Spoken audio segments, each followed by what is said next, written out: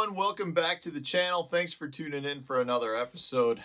Just finishing up rigging a bunch of rods for the first event of the MLF Pro Circuit on Lake Sam Rayburn down in Texas. I'm pretty excited to be leaving. I'm taking off here in another day, and it's just one of those events that it's a fun place to go. Like, I know it's getting pounded. I know there's 500 boats every day out there. But for somebody coming from the North Country that has dealt with ice and snow for the last several months, it's nice to get out on open water. And it's nice to be going to a place that has big ones in it, because you know at any time you have the potential of catching a really big fish. And that's what we're looking at Sam Rayburn. You know, right now, weight-wise, I feel like I probably need 13 pounds, 12 to 13 pounds per day to make day 3, which is the top 50 cut, and then to make the top 10. I think you're going to need probably 15 to 16 pounds over the course of the first 3 days to get there, which is a good weight. But on a lake like Sam Rayburn, the potential is there to go out and catch 20 pounds in one of the days. And at that point, you can kind of coast into the advancing rounds. So anytime you go to a body of water like Sam Rayburn, you're really trying to catch the biggest bag possible. You don't want to get stuck in that 10 to 12 pound range or even less. And it's not a super easy body of water for me. I have struggled there. I've been there 3 other times, twice in January, once in March, and I've cashed checks in 2 out of 3 of those events. But I really struggled. Like, in the events that I cashed, I had one spot that produced the majority of my fish, and it allowed me to get out of there with a check. You know, the rest of the day, I'm kind of scrambling, not getting many bites. I don't get many bites in practice, it seems like, but it's a lake you got to stay mentally tough on, because you know there's potential there to catch a big fish. And if you hit a little sweet spot and you catch a 4-pounder and a 6-pounder, that changes the entire tournament. So that's where we're at. I just wanted to kind of go over some of the different rod and reel setups and the baits that I've got rigged for practice. Now, I may get there and see the water, just look at it and be like, I am completely set up wrong, but I don't like to rig up based on what I think it's going to be like. I like to rig up for what I expect and what I've seen there in the past. So I'm kind of still rigging up for water that's going to be a little off-colored. I know it's down 3.5 feet, so I don't think there's going to be much bank cover. I don't think you're going to have any of the hay grass. I don't think there's going to be a ton of wood in the water. I don't think there's going to be much for bushes. I do think you're going to have some topped out grass. You know, if the grass normally grows out to 8 foot of water, you know, you're looking at grass that now is probably from the bank down to 4 or 5 feet. And from what I hear, there's not much grass anyways, but I still like to fish grass, so I probably will go around looking for some.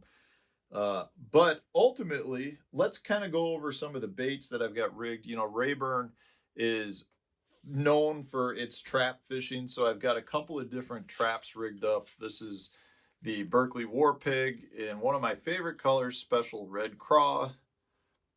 This is just the 1/2 ounce model, and I've got it rigged here on one of my favorite multi-purpose rods. This is the NMB 873 MHX blank. It's a 7.3 medium heavy fast action rod, and I've got it on a Revo MGX reel. This is the 8.0 to 1, so it's a nice high-speed reel. It allows me to cover a lot of water. If I find that the fish have slowed down or the water temperature has really dropped, I might drop down to a slower reel just to slow me up in my retrieve. But generally, I prefer to go with a faster retrieve reel, because I can slow it up if I have to. I just have to be aware of what I'm doing with the reel handle. So I've got that rigged up. I've also got one of my favorite lipless baits. This is an old XRK one knocker in the ghost color. Again, the same rod and reel setup, the NMB 873 MHX blank, as well as the Revo MGX 8.0 to 1. You know, it's a tournament where by the time the event rolls around, you could have 4 different traps on the deck in different colors and different sizes, different rattles. But for the start, I've got 2 rigged up.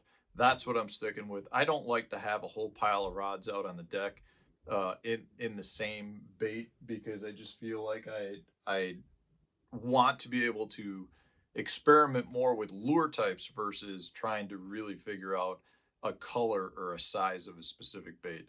I'd rather go into the tournament going, I know the trap's working or the lipless is working, so I'm going to have 3 different ones rigged up just for my practice. So I've got a couple of those rigged up. If there is some shoreline cover, I do have rigged up just a small, this is a Dirty Jigs Scott Canterbury compact flipping jig, but it's got a skirt that I put together. It's that the school bus pattern that I did a video on, one that I really like. Again, this is on the NMB 874 MHX blank, so it's a 7.3 medium heavy fast action rod. It's a 4-power, and I've got a Revo ALF Abu Garcia. That's an 8.0 to 1 as well, so it's a fast action for flipping. Just a jig, you know, a jig is a bait I love to have out for any sort of cover that I come across, whether there's a lay down tree or a stump or some grass. I can kind of swim the jig through there, and it seems to be something that I have a lot of confidence in. I can't say I've ever done real good on a jig on Rayburn before, but I usually have a jig rigged up. Next up, I've got here just a War Eagle 1/2 ounce spinnerbait. Nothing super special, just a double willow. Again, this is something that I just like to have a spinnerbait rigged up. I feel I'm probably going to fish shallow on Rayburn. That is right up my wheelhouse. I've never had much luck fishing real deep there, at least in terms of catching size. So I'd rather fish shallow in that 10 foot of water or less. Anytime you're doing that, a spinnerbait can be good. And if there's no cover in the water, I can see there being a lot of fish potentially moving on the bank. And a spinnerbait is a good way to cover water to try to find those areas that the fish are using. I've got it here on an MB 843 MHX blank, so it's a 7 foot 3-power fast action medium heavy rod. This one's gotten some use. You can see my wind grips are very much faded at this point and used and abused, but I love this rod. Again, this is on another Revo MGX 8.0 to 1 bait casting reel. These are kind of standards. You know, the last 2 rods are just ones I kind of have rigged up, maybe different colors, but I usually have one rigged up in my boat year round. One staple for Rayburn is to have a Carolina rig. So I've got a Carolina rig here with a baby brush hog in a watermelon red color, which is a staple on Rayburn. You know, it's a staple color on most lakes in the spring, but it seems like on Rayburn, a Zoom baby brush hog is a bait that you want to use in watermelon red. So I've got that rigged up here with the FP885. It's actually more of a flipping stick, so it's on the verge of a heavy action rod. It's a 7.4 5-power rod, and it's fast action again. So it's a little longer, allows me to get a little longer cast. But this is not a super heavy Carolina rig. I've got just a 3/4 ounce weight tied on it, and it's just something to allow me to cover water, or if I find a drain or a little rock pile or something that I want to make some casts at, I can do it. Carolina rig is a bait that I have a love-hate relationship with, so if I don't have to use it, I'd rather not, but I know it works on Rayburn. I've had some success there before, and again, I'm throwing it on the 8.0 to 1 ALF reel, so another high-speed reel allows me to pick up line to set the hook. Moving on, I think the sleeper for the event could be a Berkley Stunna. I think a jerkbait could be really good. They've had some cold weather this week. I know the water temp was in the upper 50s. I think for our tournament, we're going to be down around 50. So you're going to have a pretty drastic drop. You could have potential for a shad die off. And I just think a jerkbait could be really good. You're going to have, with the water being down 3.5 feet, you're going to have less water, you know, in some of those drains and on some of those flats that might make a jerkbait a little bit more accessible to some of those fish. So I think you're going to see jerkbaits like the Berkley Stunna come into play. This is a St. Croix Premier blank. This rod, I've got it on right now. It's a 6.5 foot Premier medium light spinning rod. You guys know I like to throw my jerkbaits on spinning rods. I think I can get longer casts, deeper depth. This right here is the Revo Zeta or the Zeta reel, spinning reel, and I've got it on 8-pound, 100% Berkley fluorocarbon line. That's what I like to use for my spinning gear. It has worked for me to catch lots of fish, and I'll continue to do it, even though I know some of you guys out there are judging me for throwing a jerkbait on spinning gear. But give it a try, guys. Next up, I've got just a straight tail worm here. This is just a robo worm on a drop shot. It's just a follow-up bait more than anything. I really don't want to throw a drop shot there while I'm there, but it could come into play, especially with the colder weather conditions that we're getting. I've got it here. This is the HMDS 85.5, so it's a 7-1 1.5 power drop shot rod. It's an MHX blank, and I've got it on a Revo Rocket with a 20-pound braid, X9 braid to a 8-pound 100% fluorocarbon leader. It's the, it's typical drop shot setup. It's something where if you do find some fish, you can maybe pick off 1 or 2 more in that same area. But from a practice standpoint, I really don't want to slow down. I want to cover as much water as possible. Rayburn is a huge lake. We get 2 days of practice. I want to see as much as I can. And if I'm dragging a drop shot or a Carolina rig, I feel like I'm not covering as much water as I'd like. I'd much rather have those come into play in the tournament once I've located a spot that I think has fish, and then try to pick it apart. Another staple for Rayburn, although there's not much grass, is your vibrating jig. This is just this one is actually, I think, a Tackle Warehouse special chatterbait, and I've got this on a 907 CB 907 MHX blended rod. It's perfect for your swim baits as well as your chatterbaits. And then I've got it again on a Revo ALF 8.0 to 1, 15-pound 100% fluorocarbon. I would love to be able to throw a chatterbait all day. I'm just not sure that the lake's going to set up right for it. We will see when we get there. I may end up cutting that off. I've also got tied on a little bit slower presentation. This is the Mini Max jackhammer with a Boss Grub trailer. It's just a little smaller profile. The lake's been getting pounded. I feel like that could be something worth throwing. If I do find a good vibrating jig bite, maybe I downsize to a little bit smaller, give that a try. Again, it's on a CB 907 rod.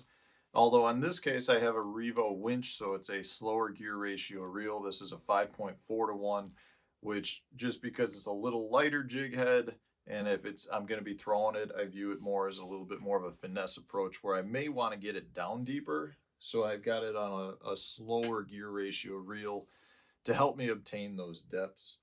I guess I got 2 more here. I've got a Dirty Jigs swim jig with a meaty chunk on the back. It's just a staple. Again, I always have one tied on.